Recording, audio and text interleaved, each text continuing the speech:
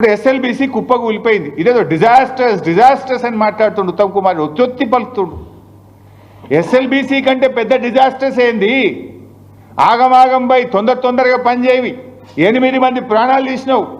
కనీసం శవాలను కూడా బయటకు తీయలేని చేతగాని దద్దమ్మ ప్రభుత్వం ఈ కాంగ్రెస్ ప్రభుత్వం.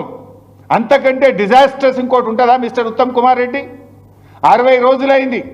60 రోజులైనా డెడ్ బాడీలను కూడా బయటకు తీయలేనటువంటి చేతగాని ప్రభుత్వం ఈ కాంగ్రెస్ ప్రభుత్వం.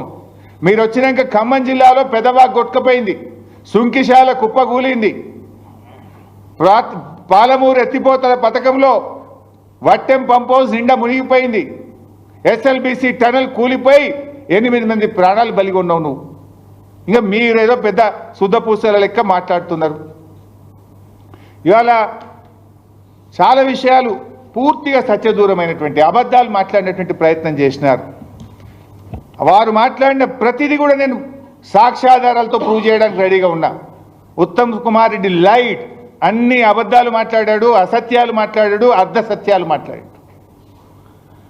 ఇవాళ కాళేశ్వరం ప్రాజెక్టు గురించి అదేదో ప్రాణహిత చేవెళ్ళ ప్రాజెక్టు మేము గొప్పగా కట్టినాం, మేమే స్టార్ట్ చేసినాం, మేమే పని చేసినాం.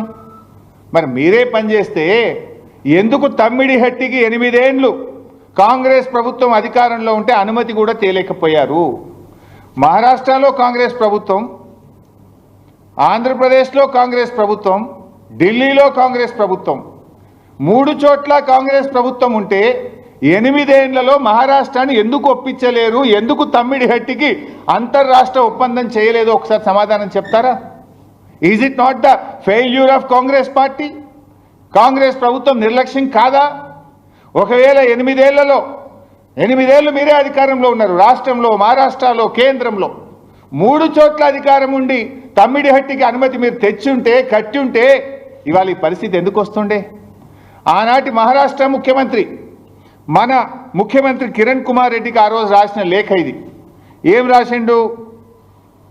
At the full reservoir level 152 meters, about 2099 hectares of land from 22 villages of district Chandrapur and 8 villages in the district Gachirauli are likely to be submerged, and this is a main cause of unrest among the farmers from this area. It is also requested that the government should not proceed with unilaterally decided layouts and control levels, as it may lead to unfruitful expenditure. మీరు మా అనుమతి లేకుండా, మా రాష్ట్ర ప్రభుత్వం ఒప్పుకోకుండా ఇష్టం ఉన్నట్టుగా ప్రాజెక్టు కడుతుండ్రు, మీరు పెట్టిన ఖర్చు అంతా కూడా వృధా అవుతుంది, తస్మాత్ జాగ్రత్త అని ఆనాటి మహారాష్ట్ర ముఖ్యమంత్రి మన ప్రభుత్వాన్ని హెచ్చరించిండ్రు. మీరెంత దుర్మార్గము, ఎంత అరాచకం అంటే, మీరు ఎవడన్నా హెడ్ దగ్గర పని స్టార్ట్ చేస్తాడు, తల దగ్గర ఇచ్చిపెట్టి తోక దగ్గర పని అవుతారా? ఆనాడు కమిషన్ల కోసం, పర్సంటేజ్ల కోసం ఎన్నికల ముందు హడావిడిగా 28 ప్యాకేజీలకు టెండర్లు పెట్టి, మహారాష్ట్రతో అగ్రిమెంట్ లేదు, డిపిఆర్ లేదు, డిపిఆర్ తయారు కాలే, మహారాష్ట్ర ఒప్పుకోలే, టెండర్లు పిలిచిండ్రు. ఎక్కడనో పోయి చేవల కాడ దవ్వుతారు, ఎక్కడనో పోయి మెదక్ జిల్లా సిద్దిపేటలో దవ్వుతారు. అసలు ఎక్కడైతే నీళ్లు తీసుకోవాలో తమ్మిడిహట్టి దగ్గర, ఆడ మహారాష్ట్ర ఒప్పుకోదు, ఆడ తట్టెడు మట్టి తీయరు, అంతర్రాష్ట్ర ఒప్పందం జరగదు. తప్పు చేసింది మీరు. మీరు చేసిన తప్పును సవరించడానికి మేము ప్రయత్నం చేశాం. ఇవాళ వాళ్ళ దుర్మార్గం ఎట్లా అంటే, నేను ఉత్తమ్ కుమార్ రెడ్డి తలకాయ ఎడబెట్టుకుంటాడో, నువ్వు కూడా ఆ రోజు మంత్రివే, ఆ ప్రభుత్వంలో నువ్వు మంత్రివే, నువ్వు కూడా దీనికి జవాబుదారే.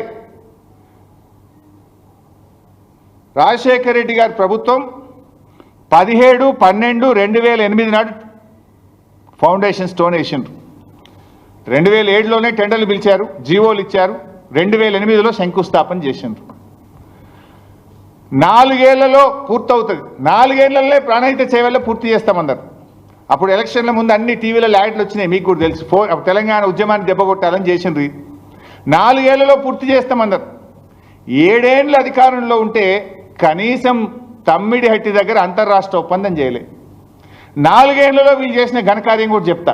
4 ఏళ్లలో ప్రాజెక్ట్ పూర్తి చేస్తామన్నారు 2008లో.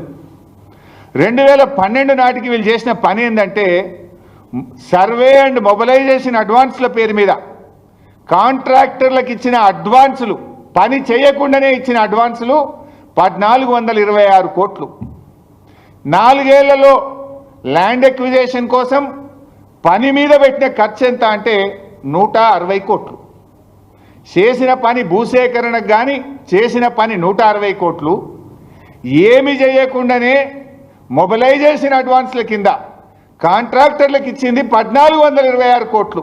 ఇది కాంగ్రెస్ పార్టీ యొక్క అవినీతికి పరాకాష్ట.